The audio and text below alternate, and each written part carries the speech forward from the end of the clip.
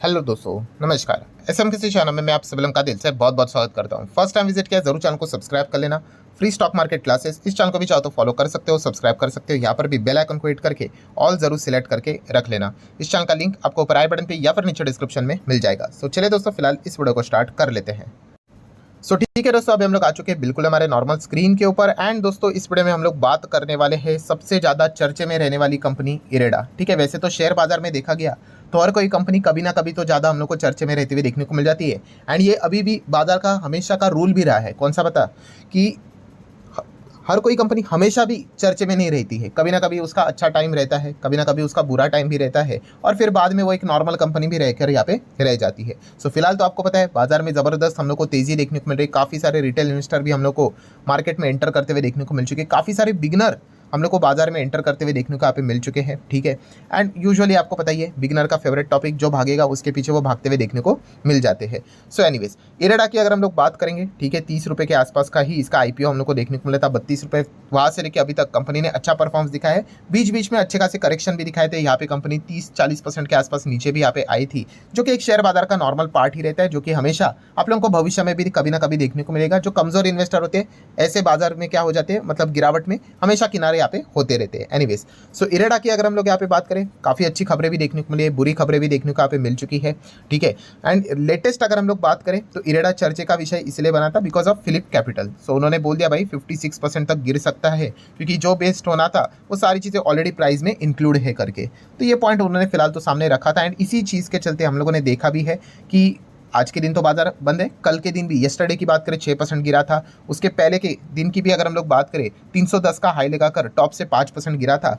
मतलब एग्रीगेटली बात करें 12-12.25% की गिरावट देखने को मिली थी। उसके पीछे का one of the major reason यही हम लोग को देखने को यहाँ पे मिल रहा था। इसके ऊपर ऑलरेडी हम लोग 2 बार वीडियोस कवर कर चुके हैं। अभी हम लोग बात करने वाले बिजनेस लेवल से रिलेटेड कोई खबर यहाँ पे आती हुई देखने को मिल रही है, उसी को हम लोग यहाँ पे कवर करेंगे। ठीक है, एंड अगर हम लोग बात करें तो इससे रिलेटेड जो खबर है, आप बॉम्बे स्टॉक एक्सचेंज के ऊपर भी विजिट करके ये खबर को यहाँ पे स्टडी कर सकते हो। और खबर मार्केट क्लोज हो जाने के बाद हम लोग को देखने को यहाँ पे मिल चुकी है। मतलब अगर आप चेक भी करोगे इसका जो टाइम रहता है,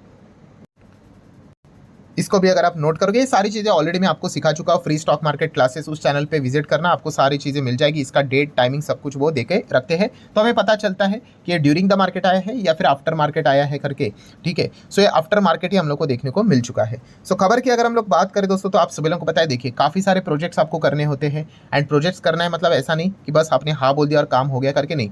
बहुत सारे अलग अलग लेवल के अप्रूवल की रिक्वायरमेंट यहाँ पे पड़ती है। सो इसी से रिलेटेड अगर हम लोग बात करें दोस्तों, तो इरेडा अभी हम लोग को इंटरनेशनल प्रोजेक्ट में भी इन्वॉल्व होते हुए देखने को मिल चुका है।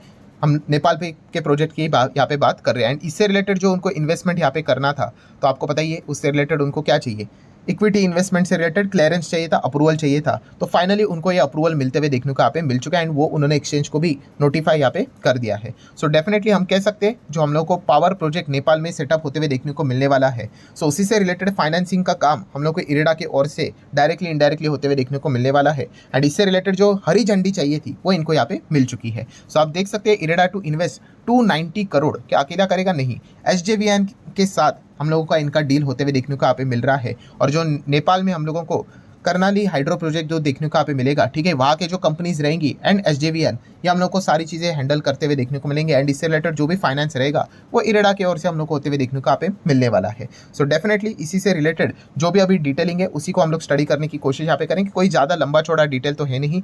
290 करोड़ हम लोगों को यहाँ पे आप देख सकते हो स्पेशल पर्पस व्हीकल के थ्रू हम लोग को इन्वेस्ट होते हुए देखने को यहाँ पे मिलने वाले। ये एक बहुत ही इंपॉर्टेंट चीज़ है। ये एसपीवी क्या है? Special purpose vehicle. ठीक है, चलो एक नई चीज़ भी आपको सीखने को मिलेगी। वैसे तो अगर आप इस चैनल को फॉलो करते हो 6 साल के भीतर भीतर ऑलरेडी हम लोगों ने इसको 2-3 बार तो कवर किया ही है। ठीक है, तो स्पेशल पर्पस व्हीकल एसपीवी, ऐसा लगता है कुछ गाड़ी लगता है ना, व्हीकल मतलब गाड़ी होता है, तो वैसा नहीं। स्पेशल पर्पस व्हीकल मतलब आप कह सकते हो कि ये जो कंपनी अभी इरेडा है, ठीक है, तो कोई भी प्रोजेक्ट किया जाता है ना दोस्तों, तो उसके लिए एक अलग से चीज़ यहाँ पे सेटअप की जाती है। ठीक है, और एक पर्पस होता है कि वो प्रोजेक्ट जैसे ही ख़त्म हो जाएगा ना, तो वो जो भी चीज़ बनाई होती है वो समाप्त हो जाती है। सो ये जो स्पेशल पर्पस व्हीकल है किसके लिए बनाया जाता है? तो एक प्रोजेक्ट को फंडिंग करने के लिए, फाइनेंस करने के लिए। ठीक है, ये सारी चीज़ें आपको फाइनेंस से रिलेटेड ही देखने को मिलेगी। और उसमें वो उस पैसे का इस्तेमाल किया जाता है। जैसे 290 करोड़ की बात हो रही है, वो उस एसपीवी में देखने को मिलेगा और वो उस स्पेसिफिक प्रोजेक्ट के लिए ही इस्तेमाल होगा। जैसे ही ये प्रोजेक्ट खत्म होगा, ये एसपीवी भी हम लोग को खत्म होते हुए देखने को यहाँ पे मिल जाएगा। इसका एडवांटेज ये होता है कि अगर मान लो अगर उस प्रोजेक्ट से रिलेटेड कल कुछ गड़बड़ी अगर हो गई, ठीक है, तो उसका पूरा जिम्मा ये मेन जो कंपनी है उसके ऊपर नहीं आएगा। तो इसलिए यहाँ पे सेफ्टी के लिए क्या किया जाता है, वो स्पेशल पर्पस व्हीकल यहाँ पे बनाया जाता है, ठीक है। उसका नाम कुछ अजीब ही है, ठीक है, ऐसा लगता है गाड़ी जैसा।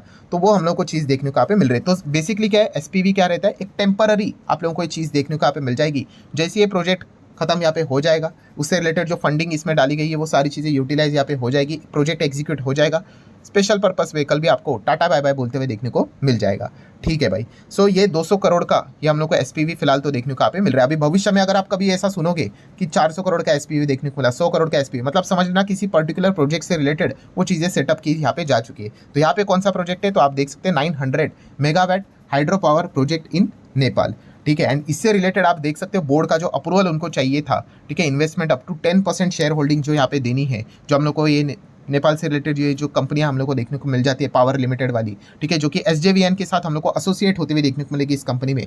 तो ये अप्रूवल इनको यहाँ पे मिल चुका है, ये हरी झंडी इनको मिल चुकी है। तो क्या सब कुछ खत्म हुआ है? नहीं, आपको पता ही है यहाँ पे ये जो सरकारी काम होते हैं काफ़ी लंबे चौड़े होते हैं। इससे रिलेटेड आगे और अप्रूवल चाहिए आपको, किससे?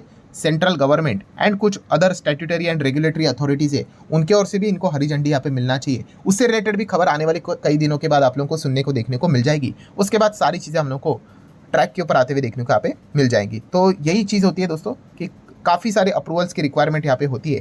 तो ये फिलहाल तो देखने को यहाँ पे मिल रहा है। और अगर हम लोग इस प्रोजेक्ट की अगर हम लोग बात करें, ठीक है, काफ़ी ज़बरदस्त प्रोजेक्ट रहने वाला है। अगर हम लोग खास करके नेपाल की बात करें तो जैसे ये प्रोजेक्ट हम लोग को पूरी तरीके से कंप्लीट होते हुए देखने को मिलेगा, ये लार्जेस्ट हाइड्रो पावर प्लांट हम लोग को देखने को मिल जाएगा, ठीक है, नेपाल के हिसाब से अगर हम लोग बात करें तो इसी चीज़ के चलते हम कह सकते हैं फाइनेंसिंग से रिलेटेड जो काम है, इरेडा का काम ही वही है भाई। आप सभी लोगों को पता है green energy, clean energy, renewable energy उनके नाम में ही आ जाता है। उससे रिलेटेड अगर आप कोई भी प्रोजेक्ट कर रहे हो एंड उससे रिलेटेड अगर आपको फाइनेंस चाहिए, पैसा चाहिए, तो आप इरेडा के साथ कांटेक्ट कर सकते हो। ये कंपनी बताने का काम यहाँ पे कर रही है। पहले तो कंपनी सिर्फ ऐसे बड़े बड़े प्रोजेक्ट्स को ही फंडिंग यहाँ पे दिया करती थी। अभी तो आपको पता ही है रिटेलर्स को भी उन्होंने यहाँ पे फंडिंग देना यहाँ पे स्टार्ट कर दिया। पीएम कुसुम योजना की अगर हम लोग बात करें, सूर्य योजना की अगर हम लोग बात करें, तो उसमें भी उन्होंने रूफटॉप को भी फंडिंग देना यहाँ पे स्टार्ट किया है, जो कि उनके लिए एक बहुत बड़ा एडवांटेज भविष्य में साबित हो सकता है। तो ये सारी चीज़ें ऑलरेडी हम लोगों ने कवर यहाँ पे की थी। तो इसी चीज़ के चलते इरेडा का शेयर जरूर फोकस में रहेगा। क्या इरेडा के शेयर में जो लगातार गिरावट देखने को मिल रही है, क्या इस चीज़ के चलते थोड़ा बहुत क्या सपोर्ट इसको मिलेगा कि नहीं, ये एक देखने वाली कल के दिन की इंटरेस्टिंग बात रहेगी। एसजेवीएन भी थोड़ा बहुत फोकस में आप चाहो तो यहाँ पे रख सकते हो।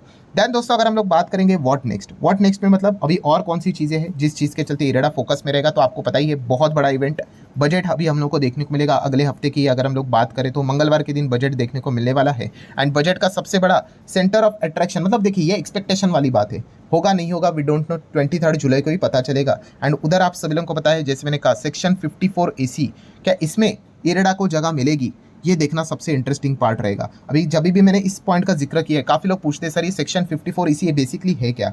तो ये बॉन्ड से रिलेटेड चीज़ें हम लोग को देखने को मिल जाती है। देखिए इन कंपनीज को फंडिंग चाहिए, किसको? इरेडा को। इरेडा तो हम पब्लिक से तो डिपॉजिट लेती है नहीं, तो यहाँ पे इनको फंड रेज करना पड़ता है। एंड जो भी ये फंड रेज करते हैं, ठीक है, तो उसके लिए उनको ब्याज भी, मतलब ब्याज तो चुकाना पड़ता है, इंटरेस्ट देना पड़ता है, कूपन देना पड़ता है, ठीक है। एंड आगे जाके वो जो फाइनेंसिंग करते हैं वो थोड़ा हायर लेवल पे फाइनेंसिंग करते हैं, और बीच में जो डिफरेंस बचता है वो उनका इनकम। सो इनके लिए सबसे बड़ा स्कोप क्या रहता है कि जहाँ से मैं पैसा उठा रहा हूँ, फंडिंग उठा रहा हूँ, वो मुझे सस्ते दाम में मिल जाए, ठीक है। और अगर ये सेक्शन 54 EC में अगर ये ऐड हो गए तो इनके लिए मतलब जो आगे जो फंड रेस करना यहाँ पे रहेगा सस्ते दाम में, ठीक है, वो उनके लिए काफ़ी आसानी वाले पार्ट यहाँ पे पड़ सकता है। तो इसीलिए यहाँ पे हम कह सकते हैं सेक्शन 54 EC का ये जो मुद्दा है वो देखने वाली यहाँ पे बात होगी। REC की बात करें, PFC की बात करें, ठीक है, इनके जो बॉन्ड्स यहाँ पे रहते हैं वो हम लोग को इसमें सारी चीज़ें देखने को मिल जाती है। क्या इरेडा इसमें ऐड होगा, या फिर उसी के साथ साथ हुडको का भी नाम यहाँ पे बोला जा रहा है कि वो भी शायद से सेक्शन 54 EC में शायद से सरकार यहाँ पे इंक्लूड कर दे, ऐसी बातें बोली जा रही है।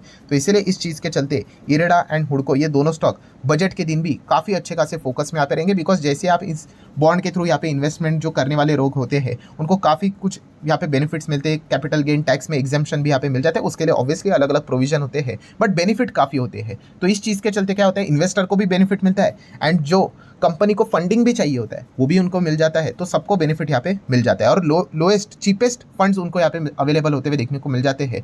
तो उनको भविष्य में और भी अच्छे अच्छे प्रोजेक्ट्स को फाइनेंस करने के लिए मौका यहाँ पे मिल जाता है। बट ये इफ बट वाली बात है, 23 जुलाई को पता चलेगा कि 54 EC में ऐड हो इनको मतलब बेनिफिट मिलता है भी या नहीं, या फिर जस्ट हवे में ये बात यहाँ पे चल रही थी। क्योंकि रिपोर्ट के जरिए तो बहुत सारी इस प्रकार की खबरें आती रहती है। एनीवेज, इरेडा से रिलेटेड जितना भी इन्फॉर्मेशन था सारी चीज़ें यहाँ पे मैंने कवर कर ली है।